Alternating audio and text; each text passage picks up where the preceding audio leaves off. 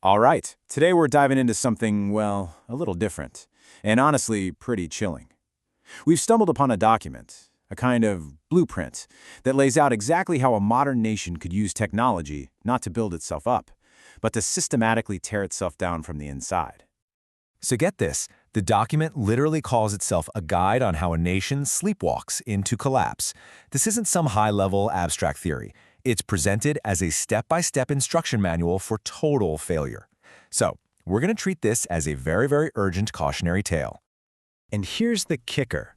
The document itself says to use this as a do not do this checklist. So that's exactly what we're going to do. Let's take a tour through this blueprint for disaster so we can all understand the warning signs of what it calls inverse governance. Now this blueprint, it maps out a whole 15-year timeline of decay. It all starts with these subtle, almost unnoticeable errors between 2026 and 2030. These then snowball into a period where algorithms gain this unquestionable authority, and it all culminates in a total system failure where public trust is just completely gone. This is our roadmap. Okay, so let's get into this first phase of the blueprint. This is all about how you lay the foundation for failure. And it's sneaky. It's about getting those initial steps deliberately, catastrophically wrong to set the stage for everything that comes after. The first instruction is shockingly simple, but absolutely devastating. Fragment everything. The blueprint says to never create a central body to oversee AI. Just let every department do its own thing, and this is crucial. Always frame these powerful new systems as just an IT upgrade to save a little money. This ensures no one ever stops to ask the most important question: who's actually in charge now? And you can see the results, right? By keeping everyone in their own little silo and hiding the big picture, AI systems quietly start to evolve. They stop being simple tools that just help people do their jobs and start becoming arbiters, making judgments, wielding real authority, all without a single person ever officially deciding to make that happen. Now, the blueprint's second step is even more clever, almost insidious. It's all about misdirection. It says, sure, regulate things, but make sure you regulate the wrong things. Focus all the public debate and political energy on super technical issues like model bias and safety checks. It's a great way to keep everyone busy arguing about the tech while completely ignoring the real danger: how AI is secretly rewriting the entire power structure of the state. Okay, so that brings us to the next phase, which the blueprint has slated for 2030 to 2035. This is where things start to get personal. This is where all those fragmented, unregulated systems start talking to each other, and they start to directly impact people's lives. And they start to judge you. And the blueprint is crystal clear on how to do this. You deliberately fuse these cold, hard metrics with a person's moral status. It says to use AI-generated scores not just as data, but as direct indicators of a person's worth. Trust scores basically become a new kind of social class. And whatever you do, you never, ever label these outputs as advisory. Nope. They have to be presented as the absolute truth. And what does that create? Well, the document has a name for it: PESR. It's this chronic, gnawing feeling that you're living inside these giant, invisible systems that are constantly, silently judging your every move. It's like a low-level hum of algorithmic evaluation that you can never see, never understand, and never appeal. And this all leads to a single terrifying phrase that the blueprint says is a key milestone.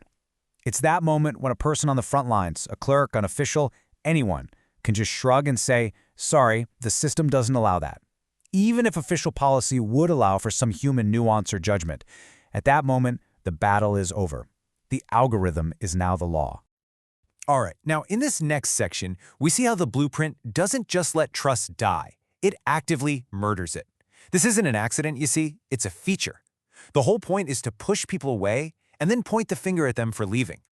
And the instructions here are just chillingly direct. Ignore what people are actually experiencing. If they start to complain about feeling powerless or constantly judged, the blueprint says to just write it off as a PR issue that needs better user education. You never ever actually ask people how these systems feel to them. This makes sure that the cold, algorithmic authority becomes absolute. And this is the end result for you, for the individual. You're sitting across from someone, a loan officer, a government agent, a manager, and they can just start a sentence with, well, your score is low, so... And that's the end of the conversation. Your opportunities, your access to services, your future, all dictated by a number you probably can't even see. So what happens next? Well, people aren't stupid. They eventually realize the game is rigged, and they give up. They stop using the portals, stop filing complaints, they just disengage. And here is the twisted genius of the blueprint. The system is designed to interpret this perfectly rational response as a moral failing.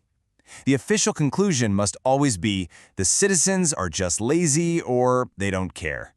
And this mass burnout gets its own acronym, LZAG. It stands for Population Scale Learned Helplessness.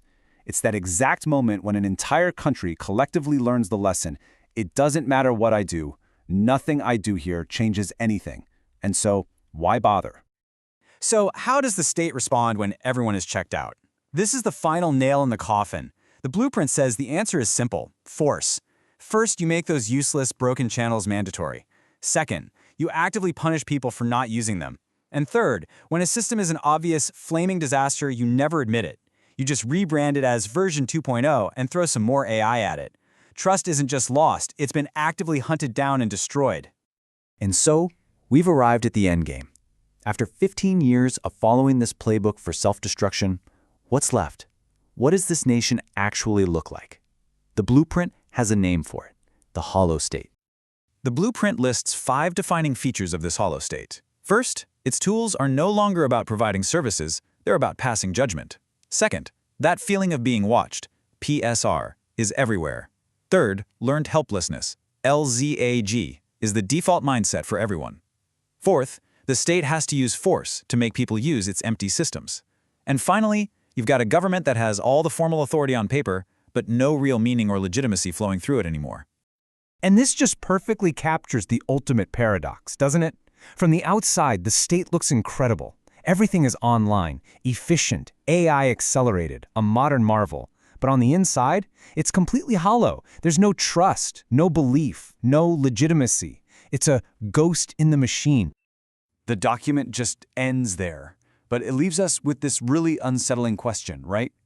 This whole thing was laid out as a warning, a what not to do guide.